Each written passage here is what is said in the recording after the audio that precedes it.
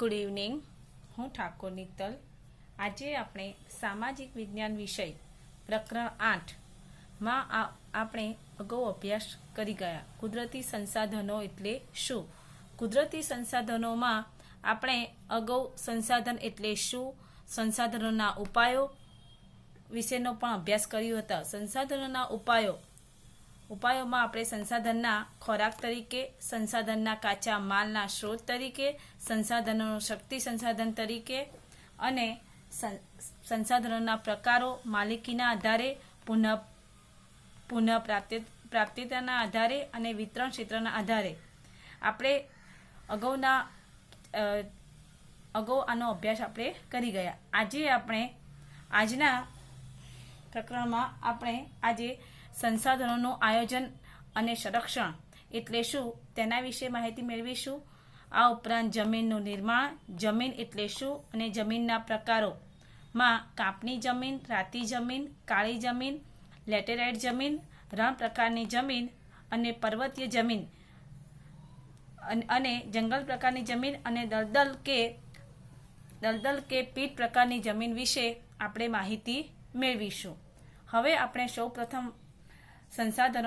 સંસાધનોનું આયોજન અને સંરક્ષણ એટલે શું તેના વિશે આપણે અભ્યાસ કરીશું. સંસાધનોનું આયોજન અને સંરક્ષણ એટલે સંસાધનોનું સંરક્ષણ કરવું એટલે સંસાધનોનો વિવેકપૂર્ણ ઉપયોગ કરવો.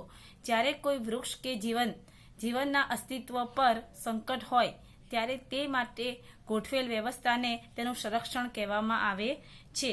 તેના માટે આપણે કેવા પ્રયત્નો કરવા જોઈએ, તેની જાળવણી માટે આપણે શું કરવું જોઈએ તેના વિશે ચર્ચા કરીશું. સૌ પ્રથમ વાત કરું તો સૌથી પહેલાં કોઈ એક દેશ કે પ્રદેશને એક એકમ ગણી તેનો ઉપયોગમાં લેવાયેલા હજુ વણ વાપરેલા કે સંભવિત સંસાધનોનો ઉપલબ્ધિ અને વિશેષતાઓ બાબતે જાણકારી મેળવી. જે સંસાધનોનું પ્રમાણ મર્યાદિત, અનવીનીકરણ, તેનું વૈજ્ઞાનિક ઢબે દોહન કરવું જોઈએ અને તેનો વપરાશ અનિવાર્ય હોય ત્યાં જ કરવું જોઈએ. જે સંસાધનોની માત્ર વધારી શકાય તેના વિકાસ માટે પ્રયત્ન કરવા જોઈએ. જે સંસાધનો વર્તમાનમાં સોંઘા કે સહજ ઉપલબ્ધ હોય તેને વેડફવાને બદલે ભાવિ પેઢી જરૂરિયાત માટે કરકસર કરી સાચવવા જોઈએ. જે મર્યાદિત માત્રામાં ઉપલબ્ધ છે તેવા સંસાધનોની જાળવણી રાખવા તકનીકી વિકાસ દ્વારા અને વૈકલ્પિક સ્ત્રોતોની શોધ લાંબા ગાળે વધારે ફાયદાકારક છે. સંસાધનોના સંરક્ષણ માટે તંત્ર દ્વારા જરૂરી કાયદા કે નિયમો બનાવી તેનું અમલીકરણ કરવું જોઈએ. નાગરિકોને સંસાધનોનો વિવેકપૂર્ણ ઉપયોગ સાથે જોડાયેલી તમામ બાબતો અંગે પણ વાકેફ કરી જાગૃતિ લાવવી જોઈએ. આ જોઈએ આપણે સંસાધનોના આયોજન અને રક્ષણ માટેના પ્રયત્નો. હવે આપણે જમીનનું નિર્માણ એટલે શું, જમીન એટલે શું, જમીન શેની બનેલી છે. આપણે મોટા ભાગે 8મા ધોરણમાં ભણી ગયા. 8મા ધોરણમાં જમીન એટલે ભૂમિ સમૃદ્ધાવરણ, જેને પણ આપણે જમીન તરીકે ઓળખીએ છીએ. પૃથ્વીની સપાટીના ઉપલા પડને પણ આપણે જમીન તરીકે ઓળખીએ છીએ. હવે જમીનનું નિર્માણ પૃથ્વી ઉપર કઈ રીતે થાય છે તેના વિશે અભ્યાસ કરીએ. સામાન્ય રીતે ભૂસપાટીનું ઉપલું પડ જેમાં વનસ્પતિ ઉગે છે અને આપણે તેને જમીન તરીકે ઓળખીએ છીએ. જમીન પૃથ્વીના પોપડા પર અનેક વિધિ કણોની બનેલું એક પાતળું પડ છે. એમાં ખનિજો, ભેજ, હ્યુમ તથા હવા વગેરે ભળેલા હોય છે. માટીની નીચે તેના મૂળ ખડક સ્તરો આવેલા હોય છે. જમીનનું નિર્માણ મૂળ ખડકોના ખવાણ અને ધોવાણથી મળતા પદાર્થોથી પણ થાય છે, જેમાં જૈવિક અવશેષો, ભેજ અને હવા મળે છે. અન્ય રીતે કહીએ તો જમીન ખનિજ અને જૈવિક તત્વનું કુદરતી મિશ્રણ છે. તેમાં વનસ્પતિનું વૃદ્ધિ અને વિકાસ કરવાની ક્ષમતા છે. આ આપણે જમીનનું નિર્માણ એટલે શું તે સવાલના જવાબમાં આપણે આ લઈ શકીએ. હવે જમીન એટલે શું? પૃથ્વીના પોપડાની સૌથી ઉપરની સપાટી કે પડ જેને આપણે જમીન કહીએ છીએ તેમાં વનસ્પતિના વૃદ્ધિ અને વિકાસ માટે જરૂરી એવા ખનિજ દ્રવ્યો અને જૈવિક દ્રવ્યો આવેલા છે. જો કે તેનું પ્રમાણ બધું જમીનમાં એક સરખું હોતું નથી. આમ જમીન એટલે સેન્દ્રિય પદાર્થયુક્ત ઝીણો કણોવાળો પોચો ખડક પદાર્થ અર્થાત ભૂપૃષ્ઠ પર માતૃખડક અને વનસ્પતિ દ્રવ્યના મિશ્રણથી બનતા સંગઠિત પદાર્થોનું પડ કે સપાટી મૂળ ખડકોના ઘસારા અને ધોવાણના પરિબળોને તોડી તેનો બારીક ભૂક્કો બનાવે છે અને આ ભૂક્કો કે ચૂર્ણમાં વનસ્પતિ જીવજંતુઓના વિઘટન કે સડવાથી બનેલા સેન્દ્રિય તત્વો તેમાં ઉમેરાય છે. આ સેન્દ્રિય તત્વો એ વનસ્પતિના વિકાસમાં મહત્વની ભૂમિકા ભજવે છે.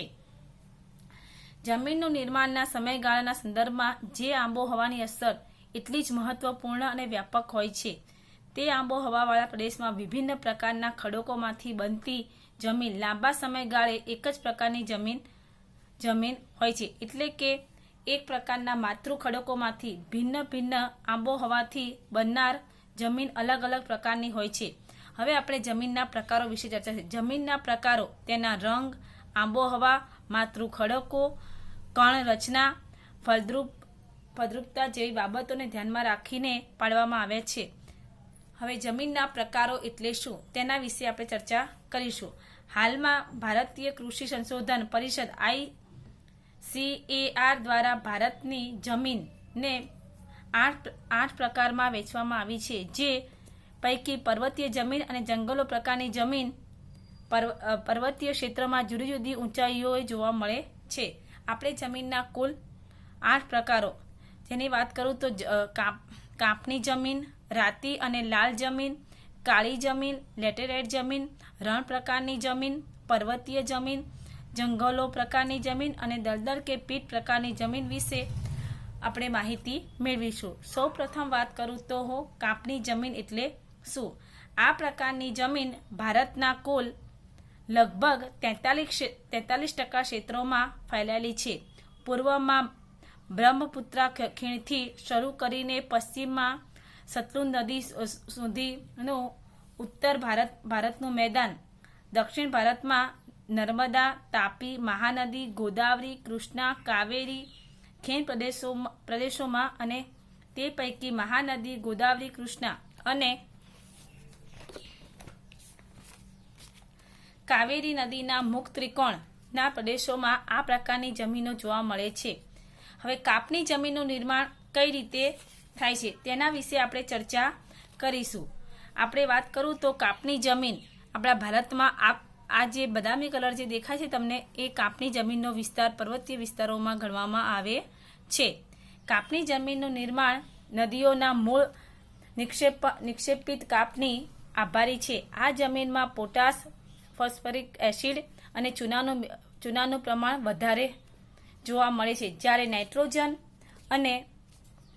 નાઇટ્રોજન અને હ્યુમસની માત્રા ઓછા પ્રમાણમાં જોવા મળે છે. જો આ જમીનમાં કઠોળ વર્ગના પાક લેવામાં આવે તો તેમાં નાઇટ્રોજનની સ્થિરતાનું પ્રમાણ વધારી શકાય છે. આ પ્રકારની જમીનમાં ઘઉં, ચોખા, શેરડી, શણ, કપાસ, મકાઈ અને તેલીબિયાં વગેરેનો પાકનો પણ ફેલાવો કરવામાં આવે છે, ઉગાડી શકાય છે. આ જે જમીન છે એ કાંપની જમીન તરીકે પણ ઓળખવામાં આવે છે. ભારતના નકશામાં આ જે છે એ કાંપની જમીનનો પ્રદેશ કહેવામાં આવે છે. હવે વાત કરું તો રાતી જમીન અને લાલ જમીન. રાતી અને લાલ જમીન એ ભારતના કુલ ક્ષેત્રફળમાં 19% ક્ષેત્રફળમાં ફેલાયેલી છે. દક્ષિણ ભારતમાં દ્વીપકલ્પમાં તમિલનાડુથી માંડીને ઉત્તરનો બુલંદખંડ સુધી અને પૂર્વમાં રાજમહલની ટેકરીઓની પશ્ચિમમાં કચ્છ સુધી તે વિસ્તરેલી છે. રાજસ્થાનમાં ઉદયપુર, ચિત્તોડ, ડુંગરાળપુર, બાંસવાડા અને ભીલવાડા જિલ્લાઓમાં આ પ્રકારની જમીન જોવા મળે છે. આ જમીનમાં ફેરેરિક ઓક્સાઇડની હાજરીને કારણે તેનો લાલ રંગ બને છે તથા તે નીચે જતા પીળા રંગમાં ફેરવાય છે. આ જમીનમાં ચૂનો, કાંકરા અને કાર્બોનેટ મળી આવતા નથી. મોટાભાગે આ જમીનમાં મેગ્નેશિયમ, ફોસ્ફેટ, નાઇટ્રોજન અને પોટાશની ઉણપ જોવા મળે છે. આ પ્રકારની જમીનમાં બાજરી, કપાસ, ઘઉં, અળસી, મગફળી, બટાકા વગેરે પાક જોવા મળે છે. તમે જોઈ શકો છો કે રાતી જમીન કેવી હોય છે. ચિત્રમાં તમને દેખાય છે કે રાતી જમીન, લાલ કલરની જે જમીન હોય એને આપણે રાતી જમીન કહીશું.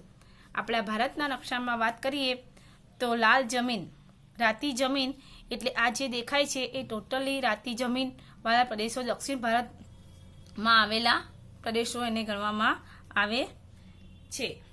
હવે વાત કરીએ કાળી જમીન વિશેની. કાળી જમીન, બ્લેક સોલ્ટ, કાળી તથા રેંગુર જમીન. ભારતમાં કાળી જમીન એ બીજા રેંગુર જમીન તરીકે પણ તેને ઓળખવામાં આવે છે. ભારતમાં કુલ ક્ષેત્રમાં લગભગ 15% ક્ષેત્રમાં ફેલાયેલી છે. આ જમીનનો ઉદ્ભવ દખ્ખણના લાવાના પથરાવામાં થયો છે. સમગ્ર મહારાષ્ટ્ર, પશ્ચિમી મધ્યપ્રદેશ, આંધ્રપ્રદેશ અને કર્ણાટકનો કેટલાક ભાગ વગેરે જગ્યાએ આ પ્રકારની જમીન જોવા મળે છે. ગુજરાતમાં સુરત, ભરૂચ, નર્મદા, વડોદરા, તાપી અને ડાંગ જિલ્લાની જમીન આ પ્રકારની જમીન છે. આ જમીનનું નિર્માણ લાવાકીય ખડકો અને આબોહવાની ભૂમિકા મુખ્ય છે. તેમાં મોટાભાગે લોહ, ચૂનો, કેલ્શિયમ, પોટાશ, એલ્યુમિનિયમ અને મેગ્નેશિયમ કાર્બોનેટનું પ્રમાણ વધુ જોવા મળે છે.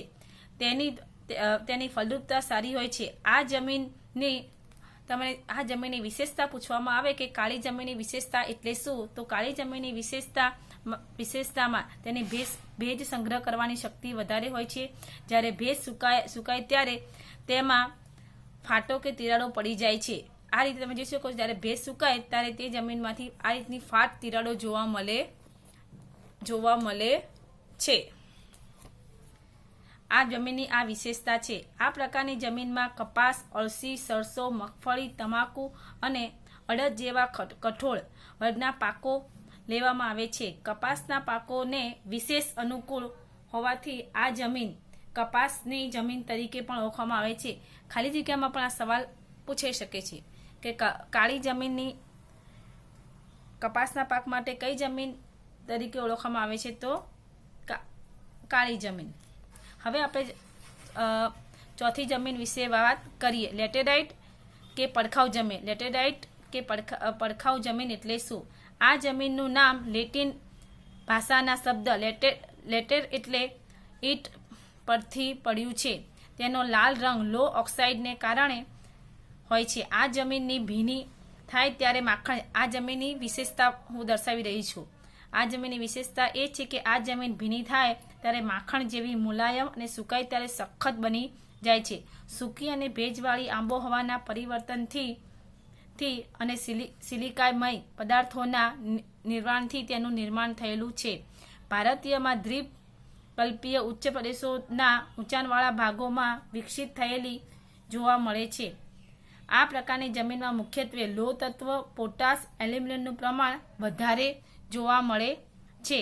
આ જમીન ઓછી ફળદ્રુપ હોય છે, પણ તેમાં ખાતરો નાખીને કપાસ, ડાંગર, રાગી, શેરડી, ચા, કોફી, કાજુ વગેરેનો પાક લેવાય છે. આ જમીનને બીજા કયા નામે ઓળખાય છે, તો પડખાઉ જમીન તરીકે પણ ઓળખવામાં આવે છે. ખાલી ગયા ખરા ખોટામાં પણ આ આવી શકે કે લેટેરાઇટ જમીનને બીજા કયા નામે ઓળખાય છે, તો પડખાઉ જમીન તરીકે. હવે જમીનનો આપણે 5મો પ્રકાર જોઈશું. રણ પ્રકારની જમીન. આ જમીન સૂકી અને અર્ધ સૂકી આબોહવાવાળી પરિસ્થિતિમાં જોવા મળે છે. આ જમીનની રેતાળ અને ઓછી ફળદ્રુપતા હોય છે. તેમાં દ્રવ્ય ક્ષારોનું પ્રમાણ વધારે હોય છે. આ પ્રકારની જમીન રાજસ્થાન, હરિયાણા, દક્ષિણ પંજાબના કેટલાક વિસ્તારોમાં જોવા મળે છે. ગુજરાતમાં આ પ્રકારની જમીન કચ્છ, ઉત્તર ગુજરાત અને સૌરાષ્ટ્રના કેટલાક વિસ્તારોમાં આવેલી છે. સિંચાઈની સુવિધાઓની મદદથી તેમાં બાજરી, જુવારનો પાક સારી રીતે લેવામાં આવે છે. હવે વાત કરીએ 6થા પ્રકારની પર્વતીય જમીન. આ જમીન હિમાલયની ખીણો અને ઢોળાવના ક્ષેત્રોમાં 2700 મીટરથી 3000 મીટર સુધીની ઊંચાઈ પર જોવા મળે છે. તેનું સ્તર પાતળું અને અપરિપક્વ હોય છે. અસમ, દાર્જિલિંગ, ઉત્તરાખંડ, હિમાચલ પ્રદેશ અને કાશ્મીરમાં આવેલી છે. હિમાલયમાં સામાન્ય રીતે ઊંચાઈના ભાગોમાં દેવદાર, ચીડ અને પાઇનના વૃક્ષોના વિસ્તારમાં આ પ્રકારની જમીન જોવા મળે છે. હવે આપણે જમીનનો 7મા પ્રકાર વિશે ચર્ચા કરીશું. જંગલ પ્રકારની જમીન. આ પ્રકારની જમીન હિમાલયના શંકુદ્રુમ જંગલોમાં 3000 મીટરથી 3100 મીટરની ઊંચાઈ વચ્ચે તથા સહ્યાદ્રી, પૂર્વઘાટ તથા મધ્ય હિમાલયમાં તરાઈ ક્ષેત્રોમાં આવેલી છે. વૃક્ષના ખરેલા પાંદડાથી ભૂસપાટી ઢંકાયેલી હોય છે અને તે પાંદડા સડવાથી સેન્દ્રિય દ્રવ્યોનું પ્રમાણ વધવાથી જમીનનો ઉપરનો ભાગ કાળો બનેલો હોય છે, જે જમીન તળમાં નીચેની તરફ જતા ભૂરો કે લાલ રંગમાં ફેરવાઈ જાય છે. આ જમીનમાં ચા, કોફી, તેજાના ઉપરાંત ઘઉં, મકાઈ, જવ, ડાંગર વગેરે પાકો લેવાય છે. આ જમીન અત્યંત મર્યાદિત ક્ષેત્રોમાં ધરાવે છે. હવે આપણે જમીનનો છેલ્લો પ્રકાર દલદલ કે પીટ પ્રકારની જમીન વિશે ચર્ચા કરીશું. આ પ્રકારની જમીન ભેજવાળી વિસ્તારમાં જૈવિક પદાર્થોમાં સંચયથી વિકસિત અને વર્ષાઋતુ દરમિયાન આ જમીન પાણીમાં ડૂબેલી હોય છે અને પાણી ઓસરતા તેમાં ડાંગરની ખેતી કરવામાં આવે છે. આ જમીનમાં જૈવિક પદાર્થો અને ક્ષારોનું બહુલતા તથા ફોસ્ફેટ અને પોટેશિયમની અલ્પતા જોવા મળે છે. આવી જમીન ઓડિશા, પશ્ચિમ બંગાળ, તમિલનાડુના કિનારોના ભાગો, ઉત્તર બિહારનો મધ્ય ભાગ અને ઉત્તરાખંડના અલ્મોડા જિલ્લામાં જોવા મળે છે. આ જમીનનું ક્ષેત્ર અત્યંત મર્યાદિત વ્યાપ ધરાવે છે. હવે હું નકશાની વાત કરું તો જમીનમાં એસએસસી બોર્ડની પરીક્ષામાં એક આધી જમીન વિશે તો ચોક્કસ પૂછાય છે. તેમાં મહત્વમાં કાળી જમીન, રાતી જમીન કે કાંપવાળી જમીનની આપણે તૈયારી વધારે રાખવાની રહેશે. આપણે અલગ અલગ ક્ષેત્રોમાં આવી રીતે જમીન દર્શાવવાની છે. સૌ પ્રથમ વાત કરું તો કાપની જમીન. આ જે ક્ષેત્રોમાં છે એ કાપની જમીન છે. એવી રીતે કાળી જમીન, તો આ ક્ષેત્રો આપણે કાળી જમીન તરીકે એનો ઉલ્લેખ કરવામાં આવે છે. એવી રીતે રાતી જમીન, લેટેરાઇટ અને પર્વતીય જમીન જે આપણે જમ્મુ કાશ્મીરનો ભાગ ગણવામાં આવે છે, અને રણ પ્રદેશ જે આપણે રાજસ્થાન તરીકે ઓળખવામાં આવે છે. હવે આપણે આગળના એપિસોડમાં હવે અભ્યાસ કરીશું. આ વિડીયો જોયા પછી હું તમને આના સવાલ જવાબો તમને લેસનમાં આપીશ. એ તમારે તૈયાર મને લખીને મોકલવાના રહેશે.